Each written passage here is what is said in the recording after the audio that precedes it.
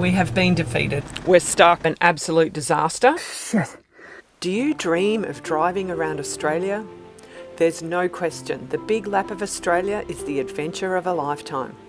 We saw some amazing places and had incredible experiences on our 3.5-year, 80,000 kilometre journey. But living your van life dream isn't always sunsets over the beach.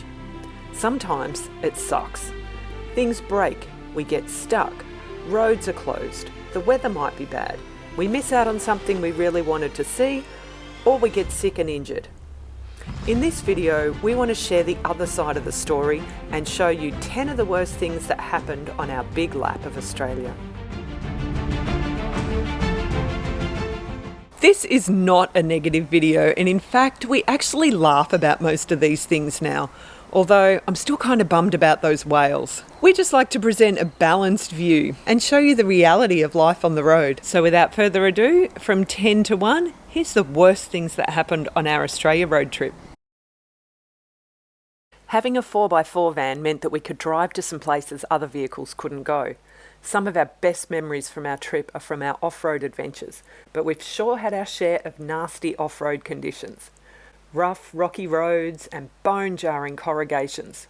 From the Morini Loop in Central Australia, Windarabandi Point, Karijini National Park. Actually, the roads are bad in almost every national park. But by far the worst roads we encountered were on Cape York. We travelled up there in August 2021, right after the school holidays. That was our first rookie error. And according to all the locals and frequent visitors, the road was the worst they'd ever seen it that year. So we're seeing a couple of these little dips that are really dangerous. Obviously, as there's a couple of dead cars off to the side. Now, Nigel hasn't heard this news that I just heard yet, so let's watch his reaction. Old mate in the fuel station just told me that the road is horrible and that some of the corrugations are 250 mils deep. Is that even possible? That's what he said. 250? 250 mils. Jesus. So it's like 25 centimetres. It's 10 inches. Really? That's what he said. But the good news is... I was hoping you might have said it was graded. The good news is, it's not all like that. That's what he said. It's not all like that. But this year it's particularly bad. Yeah, that's what happened to the previous vehicles. Oh, yeah, look at that. Radiators fall out. Okay, folks. We're getting a warning sign on the dash of the vehicle, which I don't know what it is, but then it sort of intermittently went into limp mode, so nothing on the accelerator. We have been defeated. Yeah, down but not out. Yeah. But a bit disappointed.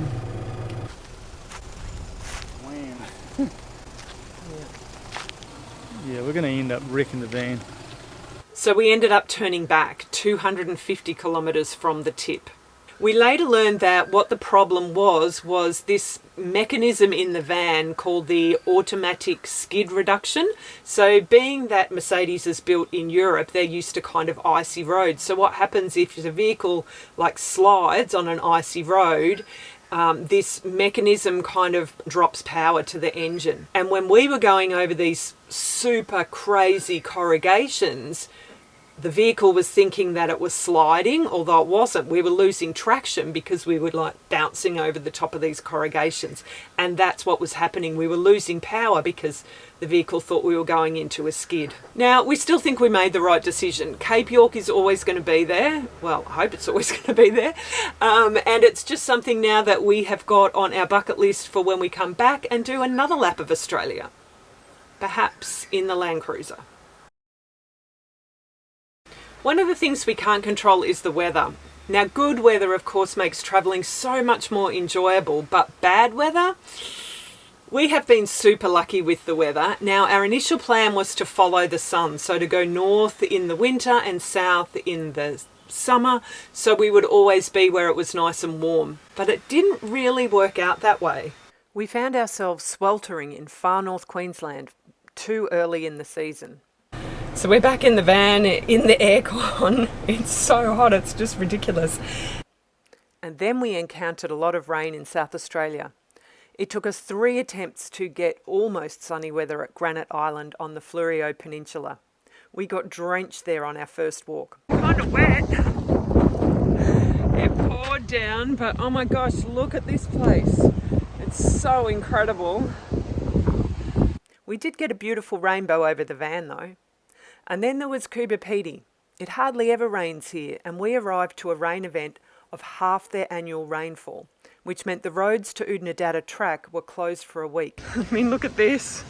This is just in the car park of the information centre. Someone's turned around. This turned out to be a blessing in disguise though, as we had an amazing 9 days exploring Coober Pedy, and the drive up to Unwanted was very exciting.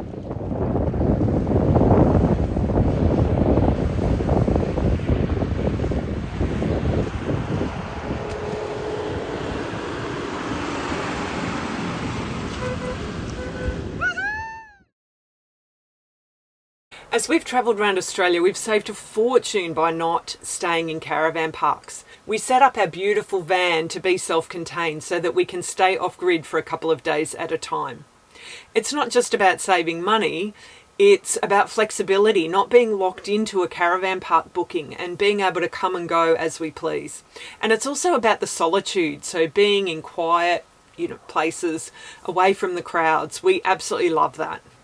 But there is a downside to this, and one of the things that we really didn't love on our big lap was struggling to find somewhere to stay. This was particularly an issue when we were down in Tasmania, as we were there in peak summer season and school holidays. Here's one of the things that we don't love about van life is trying to find somewhere to stay. So it's now 7:30 at night. It is still light. We went to the National Park campsite. It was completely chockers. Like we would have had to been kind of stepping out onto someone's tent, which we didn't really want to do. So then we've driven just now to a gravel pit, which would have been fantastic, except there's a big group of bongo playing hippies. I don't know what else to say. Look, they're probably lovely people, but we don't want to stay up all night listening to bongos. So now we are going to option number 3, which is behind the pub at Alona. We ended up getting a great spot at the back of the Hotel Bruni and even enjoyed a beautiful sunset. Then there was the time on the Tasman Peninsula. We arrived early, found what we thought was an ideal spot. And what makes our little campsite better, we've got a fresh running creek. And there's the van there.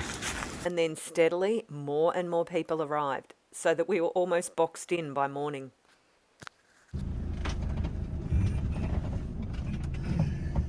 There's people everywhere. And let's not even talk about the Bay of Fires. These campsites are $1 million real estate, but you really need to arrive at 10 a.m. in summer to nab a spot. Ideally, just as someone else is leaving. Here we go, right into this beautiful little spot. Look at this, right on the beach. Does it get any better? We are so grateful that we have this van that is set up for off-grid living, and also that we can find these park-ups where we can stay overnight legally.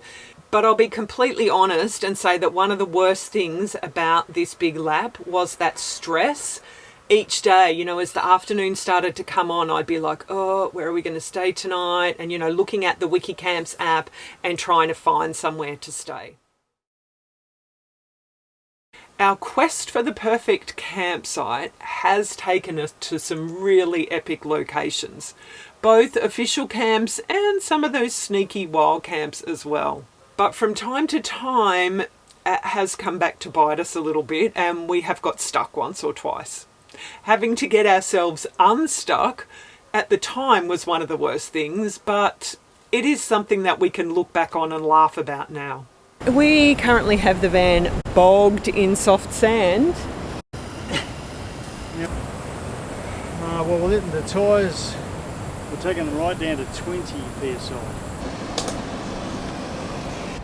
Success. We've decided to go and check out this free camp. Wild camp. Not really sure what it is. It's on Wiki Camps. I'm a little bit nervous. It would be if you're going up there. Yeah, I don't want to go up that. No, thank you. So I think what we'll do is we'll reverse in So there. there's a little one just in here before we go up the big hill. Ah, yeah, that one looks good. Whoa. One big massive root. We're stuck. Not good, friends. One wheel's off the ground. You're going to have to stand on this end. I can't stand on there. It's still not touching the ground. I feel sick. It's just spinning. Next stage of the adventure is taking all of the stuff out of the back of the van and getting the Max tracks out. The sun's about to go down and I'm still in my pyjamas and I'm rooting around with the bloody Max tracks. Now the problem is this bloody root behind that wheel and that front wheel being off the ground.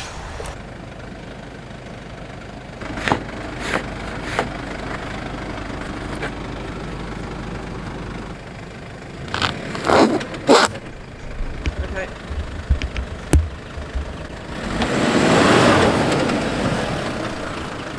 I think you'll agree though, this was a pretty epic campsite.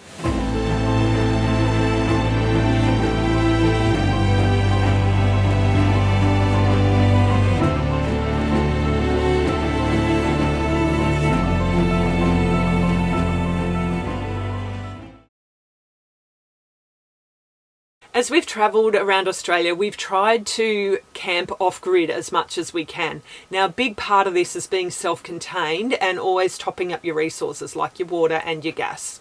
When we built our van, we planned it with a 2-bottle gas box so that we would never actually run out. So as soon as one bottle is empty, we'd swap it over to the full bottle and fill up the empty one. So we always had at least one full bottle in the van.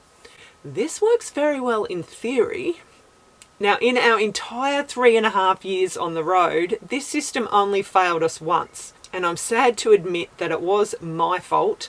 I forgot to fill up the bottle while Nigel was away working.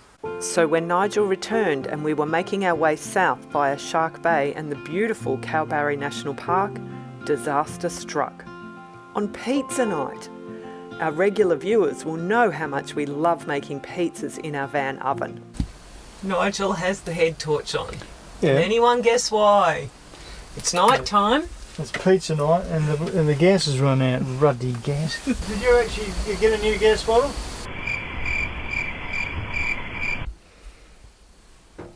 So now we have an absolute disaster. 2 pizzas ready to go in the oven and no gas.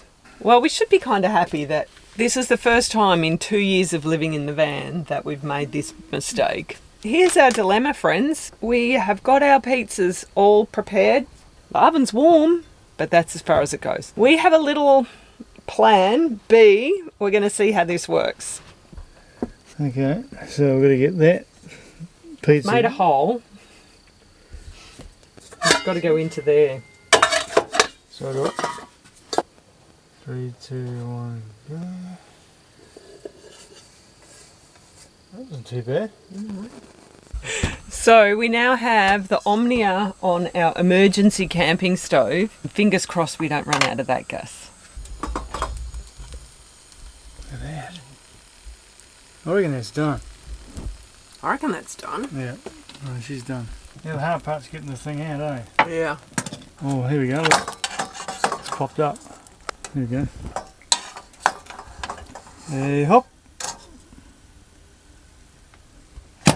What the hell's that? Looks a bit like a donut. It does look like a donut. Yeah, look at that crunch. Look at it from the side, friends. It's really, it's like a boat. What have you got to say about this pizza night? Oh, I'm excited now. Mm-hmm. Okay, so the proof is in the tasting, Nige. How is it? Oh, very good. Who needs an oven?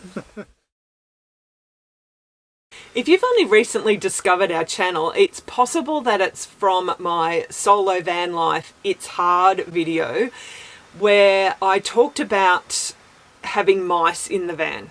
I was able to catch and release 3 mice from one campsite, but that wasn't the first time that we'd had mice in the van. Uh-oh. You know what that means? We have a mouse. Oh no. Yeah. Oh no. Not the sourdough. He could have gone for the poverty pack. He's gone for the flippin' sourdough little. He knows what's good for him. Let's have a look up in there. The mouse poo over there. The first time was way back in Ormiston Gorge in the Northern Territory. Now, we saw evidence that a mouse had been there, but he must have eaten and left, because after that one time there was no more evidence and we never caught the mouse. A few months later, I was traumatised by a mouse in Exmouth in Western Australia. I was in the van on my own, and it was kind of the beginning of this big long saga of mice. What the hell has been eating my avocado? This pair of socks was down the side of my bed. Yeah, that's a mouse. Okay, I think I've set the trap properly, and this is where the little bugger has tried to come up twice now, so I know I should probably put it down in the step, but I'm struggling to set it and my nerves are shot. While I initially did try a snap trap, this wasn't effective. I guess the mouse was too light to set it off, or he was too smart, but basically he just took the peanut butter and went, and the trap didn't go off. And also, I don't feel comfortable killing what's potentially not a mouse. Look, I don't want to kill any creature really, but I wasn't sure if it was actually a mouse, like an, introduced mouse, whatever, or if it was a marsupial called an antechinus. They look very similar. So I tried these humane catch and release traps. Mouse comes in through here, goes up, eats the bait, and hopefully he's heavy enough. And as you can see, now he's locked in. So there's no way that he can push that because there's these 2 long little things here.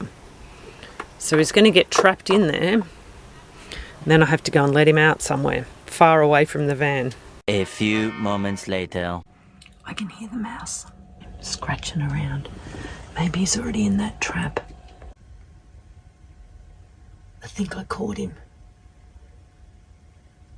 It's been sprung.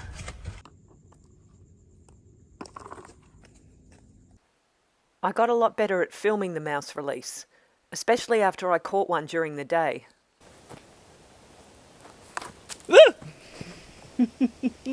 Finally, on the Fleurieu Peninsula, Nigel was here when we had a mouse, and he had to take that one out. So we've got the mouse in the trap.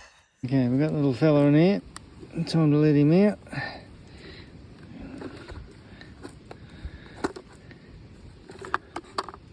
There he is. So to summarise, we had mouse visitors in Northern Territory, Western Australia, South Australia and Victoria. And we didn't have to kill one. Being sick is never fun, but particularly when you're travelling. You might remember Nigel had a couple of bouts of man flu, a particularly bad one when we were travelling in Tassie. He had to sit out a couple of hikes and just, hang out up in the bed. Sadly, Nigel's not feeling very well. Poor old Nigel's still not feeling the best. He's up there in bed, coughing up a few lungs. If you're going to take a day off to be sick though, you couldn't pick a better location than this.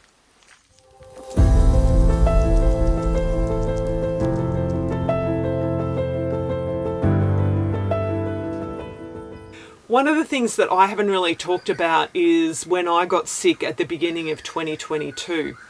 All of a sudden, we'd been out on a big ride, and that afternoon I started to feel really sore and achy and woke up in the middle of the night in extreme pain, particularly in my right index finger and my right knee. My back was also quite sore, and I just generally felt sick for a few days.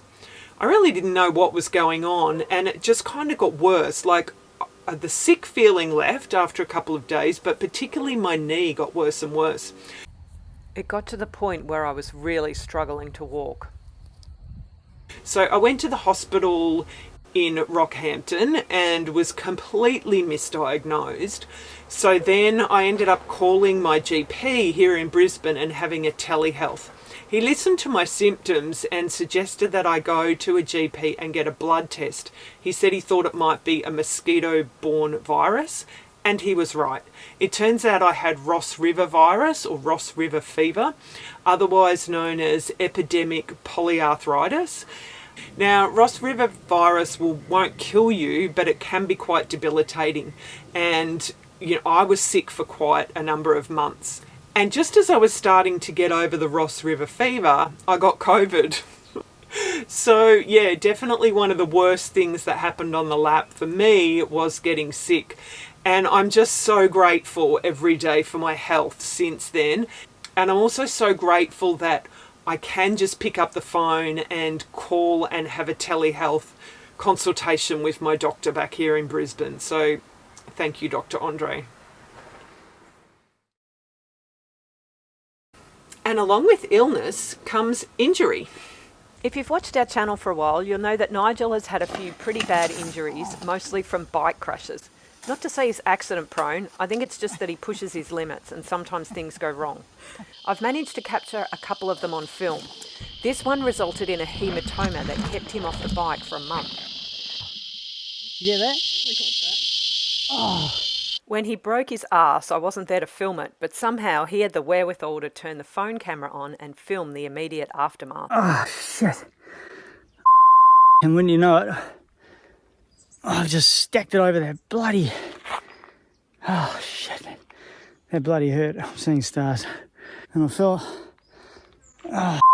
on the back of my bloody head. Fair to say that, not be about.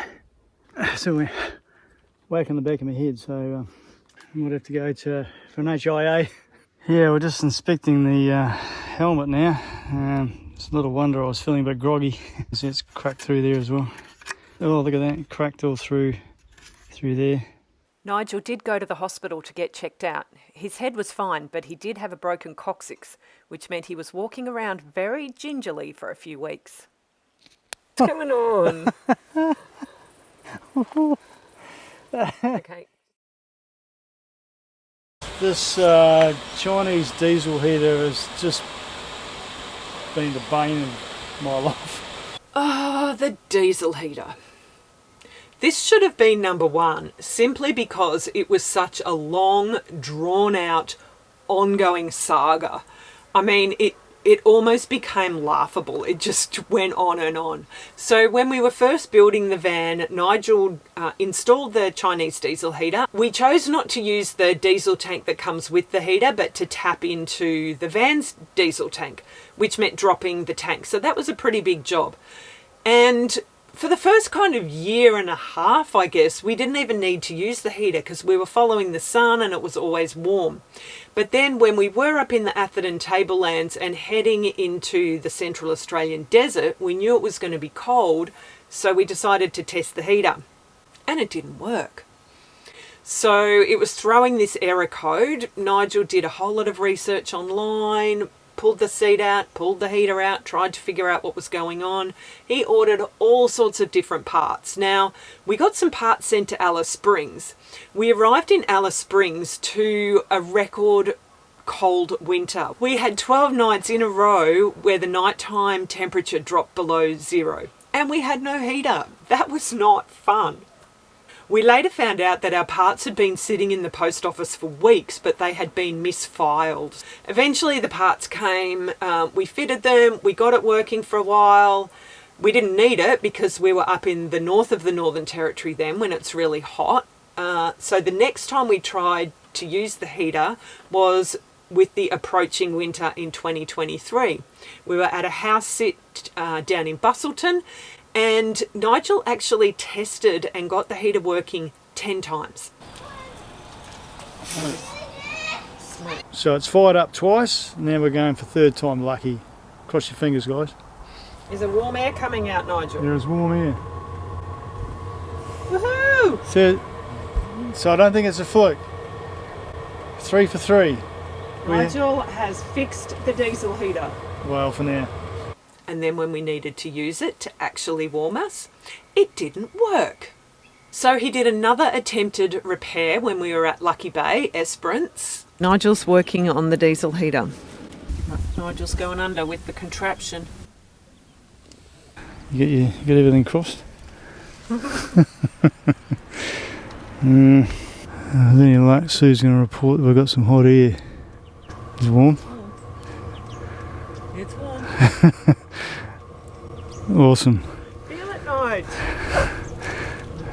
Yeah, we've got warm air, guys. Got it working for a while, and then when we went to stay with a friend in Kalgoorlie and needed to use it. So this is officially, Susie, the first, or potential, I don't want to put the mic on, the first potential time we get to utilise the heater when we actually need to use the heater. Yeah, well, it's freezing. We're sitting here in puffer jackets and beanies, Nige. Put it on. Righto. Please work, please work, please work. Guess what? What?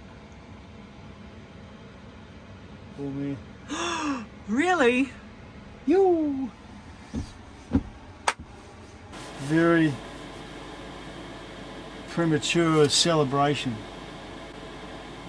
No sooner had I said, have I done good?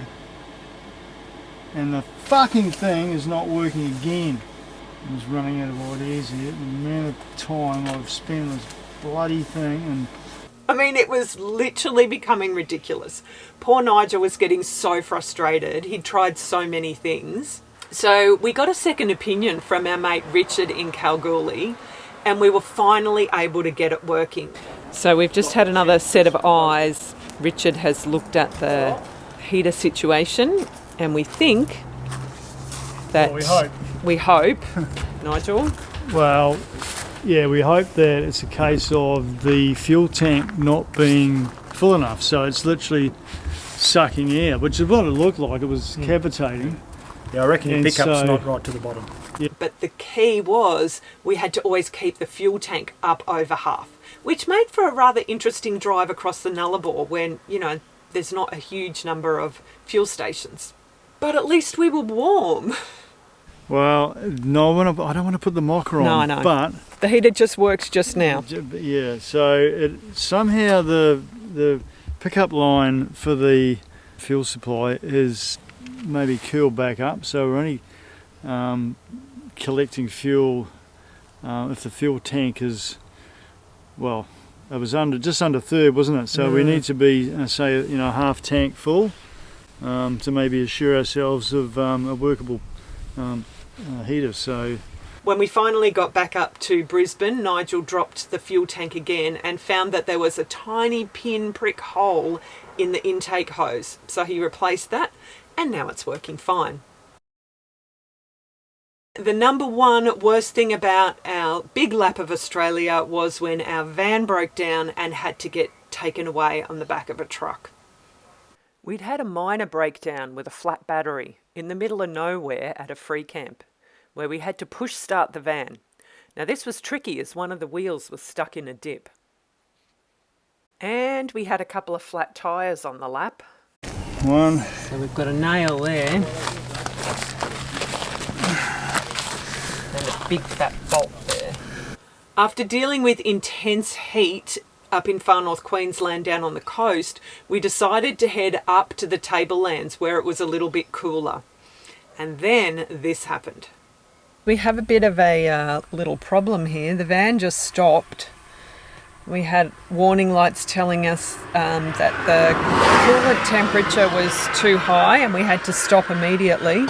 Nigel is currently going through the manual, hopefully finding out what's going on. oh, hang on, it's playing up again. All these warning lights come on. It's playing silly buggers, and it's making me a bit uneasy. Especially as we do have a big hill to climb up shortly. The van is now in limp mode. So we're just trying to get to the closest town. So we have made it to Milla and we're going to stay here for the night. We've checked into a caravan park.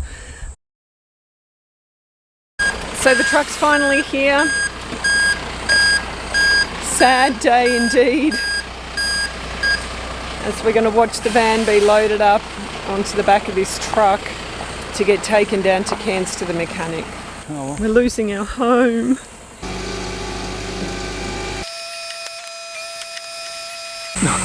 We're both very sad. We've both just had a few tears. Yeah, a bit emotional. This is not fun. We found an awesome mechanic in Cairns. This is Toby. Hello. I mean, I've been here, I'm doing this for 25 years. Okay? Yeah, right. And you've never seen this before, you say? Nah, I mean, look, alright. So basically what's gonna happen is, or what's happened, and usually there's a blast pole on here, okay? And this is to jumpstart the car, yeah? So what happened is that fell off and fell into your turbocharger. On the exhaust. So basically what it is, it's melted the plus pole onto the chassis and shortened this air. Okay, so very obviously there was a big piece of the engine in the way when I was trying to point out what was going on. The van is fixed now, but let me just show you. So this here is the positive jump terminal. You can see the melting where it's all melted. So basically what happened is this came unclipped from here and this whole lead here fell down and landed down here, which is part of the turbo. It's metal, and so you can see right where my finger is there, that's where part of it melted, and basically it shorted out. So the good news is it was just a short circuit. So once Toby had removed that lead and removed the short circuit, everything was fine. And finally, the bonus. This one's kind of a joke, I'll be honest. And it was a running joke throughout our lap of Australia. And this was all about not seeing wildlife. So we were a couple of weeks late for the whale sharks in Exmouth. We were a couple of weeks early for the whales at the Great Australian Bight. We're on the Bunda Cliffs. We're parked maybe 4 metres from the cliff. And the cliff goes down probably like 100 metres right down into the Great Australian Bight. So we're right on the edge of Australia here. The coast just drops away dramatically. In a couple of weeks' time we would see southern right whales out here. This is a real nursery for them. I'm keeping my eyes peeled but have not seen any so far. We drove on the Mereenie Loop, which is supposed to be peppered with hundreds of brumbies and camels, and we saw one. It's one of these wild horses. We used to joke that the NAS in NAS Adventures doesn't stand for Nigel and Sue, but it stands for No Animals Seen. And it got even worse when we got down to Tassie and we really wanted to see a Tassie devil. And we still haven't seen a Tassie devil. We still haven't seen a Tassie devil. And we still haven't seen a Tassie devil. We still haven't seen a Tassie devil. We still haven't seen a Tassie devil. We ended up having to go to a sanctuary to see a Tasmanian devil.